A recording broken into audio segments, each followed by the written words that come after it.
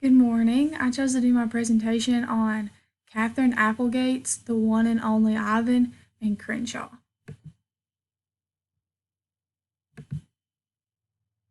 So, a little bit about the author.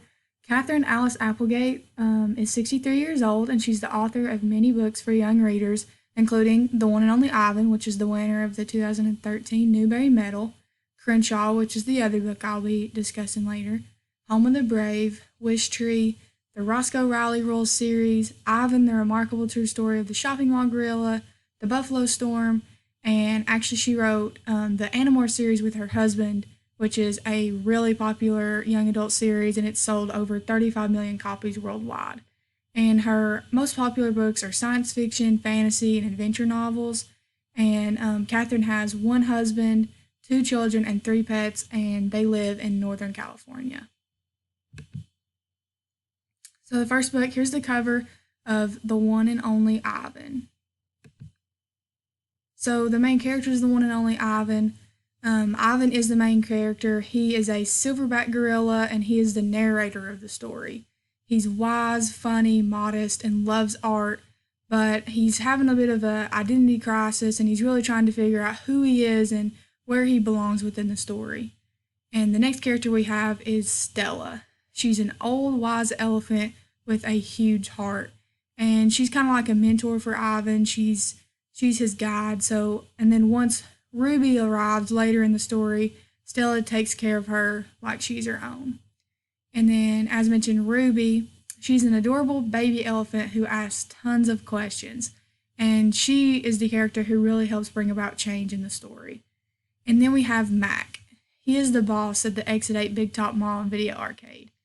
He doesn't take good care of the animals, and it's really tempting to paint him out as just like the really bad guy and just he's totally evil, but it's really more about he's just made some really bad decisions in his life and they're really catching up to him. And he's just overall, he's just a really sad guy who sometimes shows his heart, but not a whole lot. And he's also the clown and ringleader of the Big Top circus, but he's a pretty sad clown. Some other characters we have are Julia, and she is George's daughter, who's the kindest, most generous, and most reliable human in Ivan's life. She's a loyal friend who actually is the one who encourages him to become an artist and pursue his art and be creative. And she never gives up on Ivan and is ultimately the reason that Ivan and Ruby make it out of the zoo. And then we have Bob. He is a stray dog that was dumped on the side of the road that found his way to the Big Top Mall.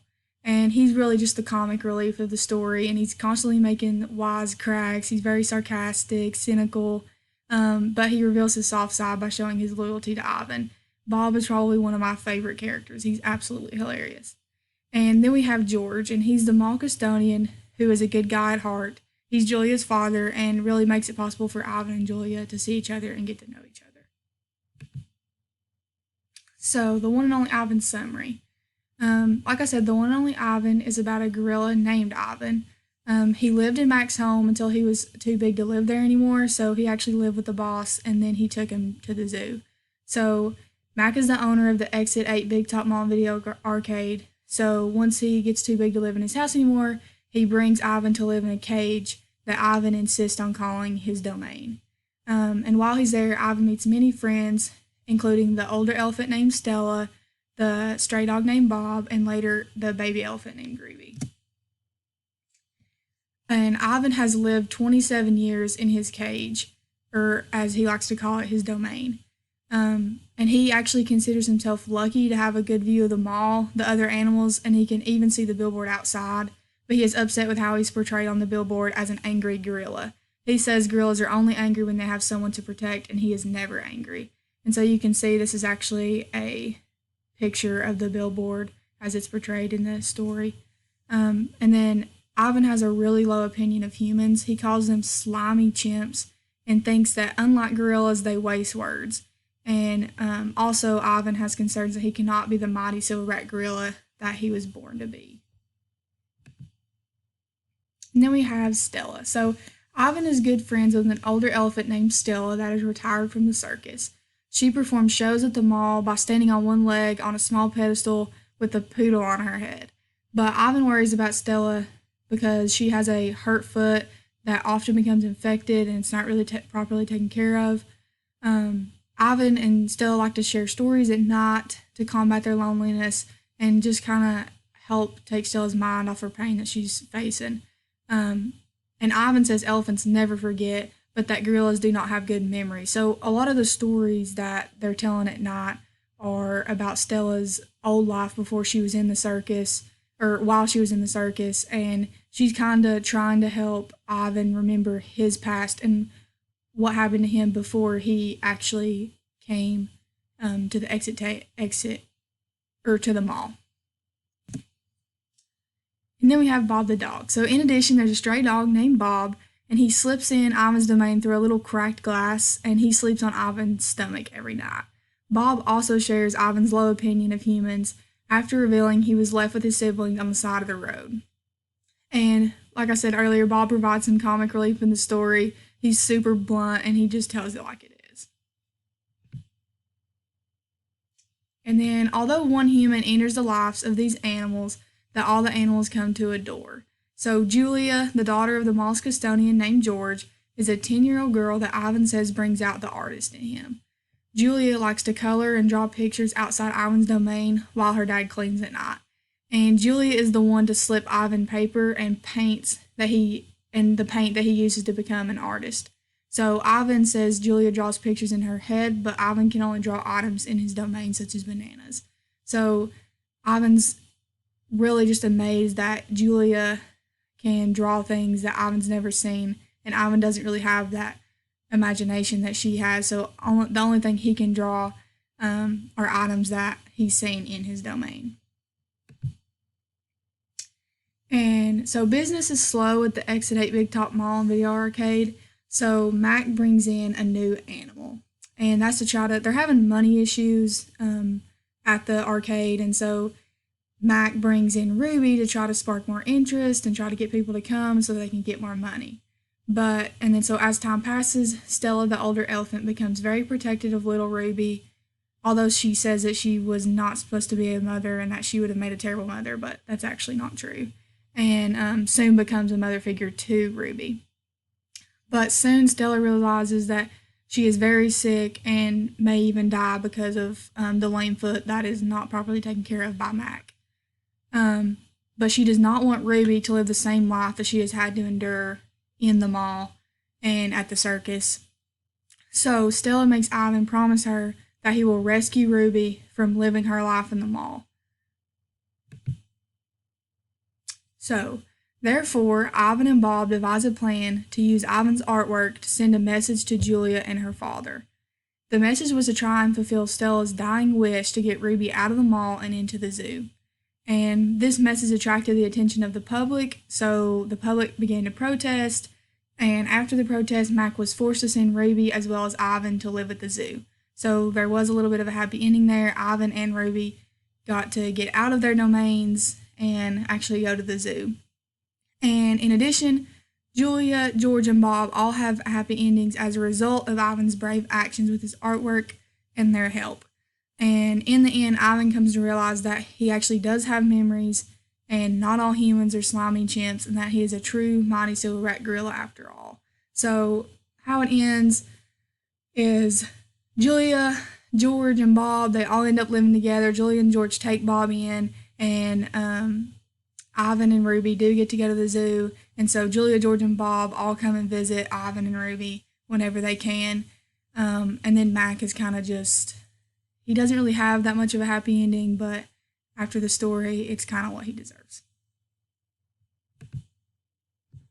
So, the next book by her is Crenshaw. And the main characters of Crenshaw are Jackson. So, he's the main character of the story. He's going to be a 5th grader. He's a realist, and he's super mature for his age, and he is an aspiring scientist who prefers the hard facts over stories. He's not very imaginative. He wants to know the truth, and he cares a lot about the truth. And then we have Crenshaw.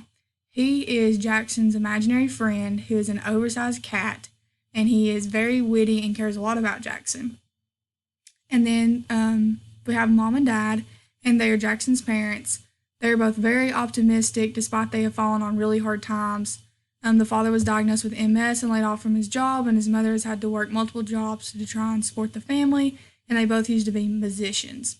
And then we have Robin, who is Jackson's younger sister, and she really looks up to her big brother for advice, and she really cares about him. And then we have Marisol, who is Jackson's best friend, and like Jackson, she is also an inspiring scientist and loves the facts, and he is able to confide in her and trust in her. And then we have Aretha, who is the beloved family dog and is named after Aretha Franklin.